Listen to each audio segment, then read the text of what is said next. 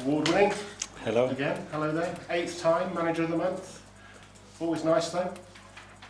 Well, that means that we won a lot of games in a really important and crucial part of the season, so a good team effort. Does that just add a little bit of extra inspiration given everything that you're involved in and still in the big competitions? I think that's a reflection of what the team is doing and the level of performances and the amount of games that we are winning. As I said, I think it's just a reflection of that. I'm not going to go through the list of medical updates, injury updates, otherwise we'll be here tomorrow and you've got to travel to Southampton. But I was quite interested, starting with the England boys, what Thomas Tuchel had to say about agreeing that it's a friendly, they were feeling discomfort, it was right for them to go back to their club and be assessed. That's the kind of conversation you have, I guess, with all the national teams. Yes, and we have very good relationship and communication with most of the national teams, certainly with Thomas. We've been extremely supportive all the time, and when you have to communicate the state and the moment of every player, we are always very honest, and at the end there is a medical decision that has to be made, and that was clear what the conclusion was. And with all the teams, the Brazilians, the Spanish, the French, it benefits their World Cup hopes to rest players that need a rest as much as it benefits Arsenal, I guess. No, I think when a player is fit and available to play, he has to play, and I think it makes us so proud that we have that many players in the national team, and the players are desperate to play with the national team, and we know how important every time that they are together and the time that they spend in preparation means to them. So we are fully supportive of that, and when we can do it, we do it. So of the players who haven't been involved or have been partially involved in their national teams, are any of those who may not be available to you over the next couple of games? You will see. I continue the speculation so you can do it and you can judge it afterwards. Did what I say was right, or I have to maybe change and delete and write something else? But it's difficult anyway, because you would, I'm sure, rest some of those players ahead of a big Champions League night a couple of days after. We are in a position right now that we're going to make the strongest lineups and decisions that we possibly can to win every competition. We are 2-3 games away in the FA Cup, and we know how important that competition is for us. With Noni, there was a lot made of the fact that he had a brace when he left after that first game. Is it as bad as it looked? No, it's not, and it looked really, really bad, and Noni was really worried, especially after what happened in his other knee a few weeks ago, and he was out for 6 weeks. But no, he's nowhere near that injury, so that was really good news. I think Thomas said days. Is that right? I think so. Ebbs probably though is going to be out for a little while. Ebbs is out, yeah. How long? There's no say. With Ebbs, I cannot put a finger there because I don't know, because he's a special character in that.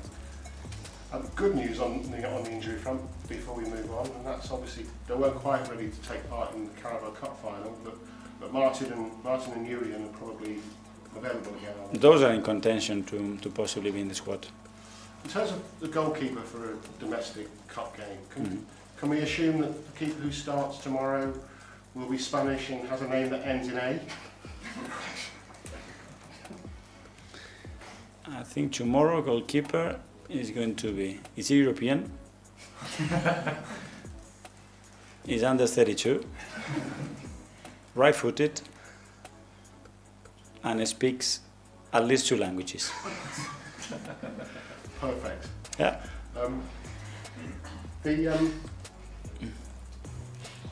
The game, sorry. It's an important game, isn't it? A quarter-final of the FA Cup. Yeah. You've outdone me there, Mikel. Okay. Yeah. You've done me many times, so we are 10-1, don't worry. Another Wembley appearance at stake. Yeah. How important is it? Just probably the third of the most competitions you're involved in terms of importance, but still nice to get to Wembley. Yeah, huge competition, so related to the history of our football club.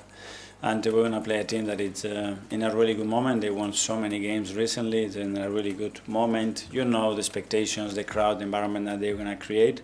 So we are ready for that, and we want to win Wembley again. So tomorrow we have the opportunity to do that again. I mean, they're on a really good run, aren't they? Yeah. Of late. And important to them as well, it's the 50th anniversary of them as a second division side it was called then, beating a giant Manchester United in the cup final. So there's a lot to contend with there for your players, isn't there?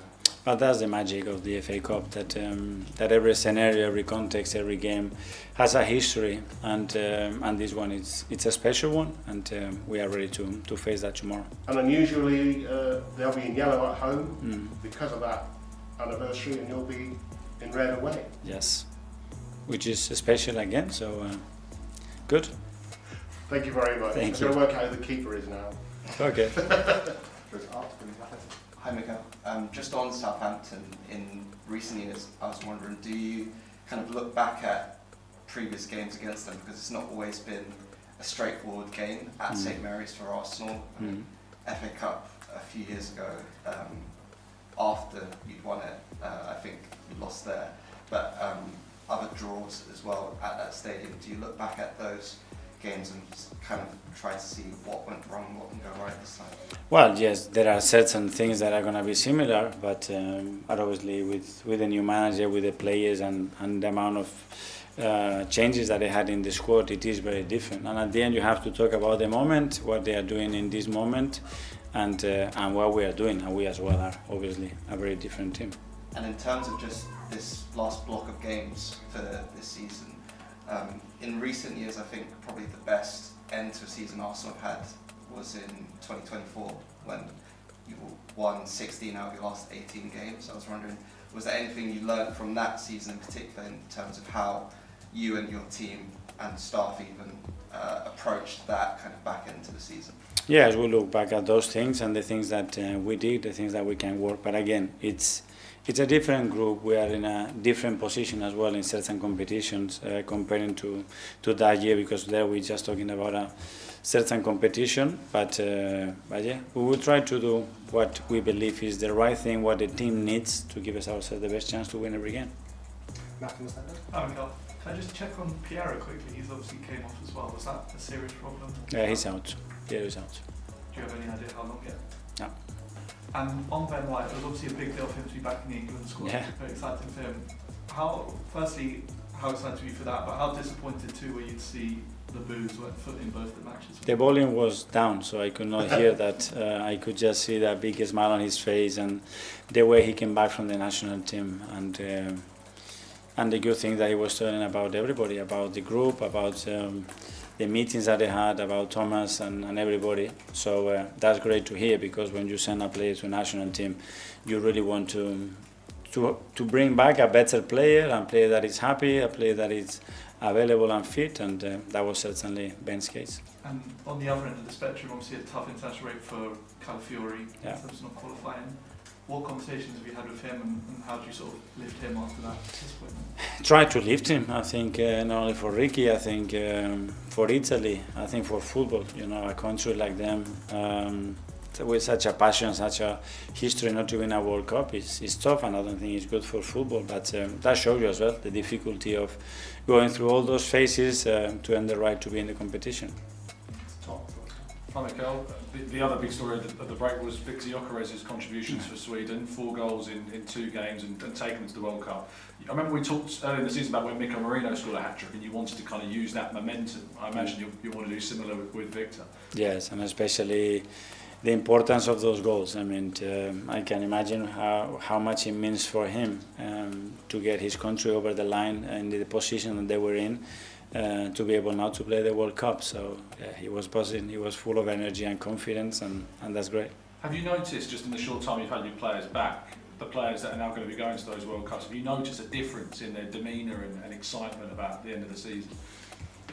Very difficult to say. Obviously, the first day when they are coming back, they are still carrying that energy, but they all come back really happy to this place, and that's something really positive to witness, and that's the important thing. Now I have to focus on the club, and after we play the last game, they can have plenty of time to prepare the World Cup.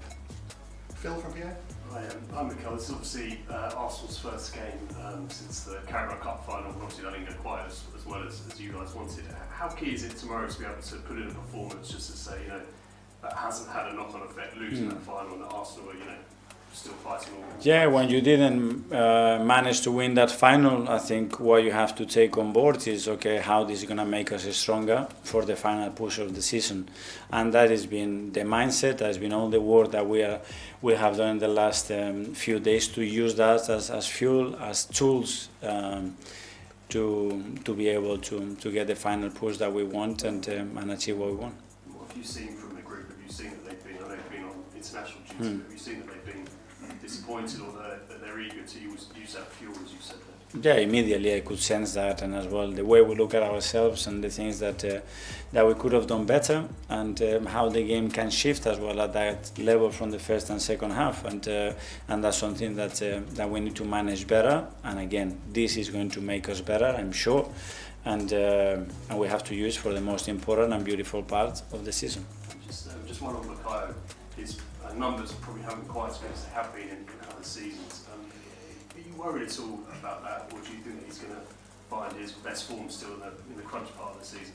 Yeah, I'm certain of that. I spoke to him. I said, at the end, everybody's going to remember of what we've done in the last part of the season. And in this final push of 8 weeks, what we're going to deliver individually. And that's where now we can impact. What we've done in October and November is irrelevant, it's done. It's about now and how we prepare ourselves to give the best chance to win what we want. Yeah, hi Mikel. Hi. Just slightly building on some of that, I wonder how useful the international break has been for you and your staff, and maybe even off the back of the Carabao Cup final for the players. And I'm also curious as to how many times you and your staff have rewatched the Carabao Cup final. And Yeah. Well, ideally you play again the next day. That's the thing. And when you have an international break, sometimes it's not exactly what you want. But okay, use it in the right way. We had a lot of work done.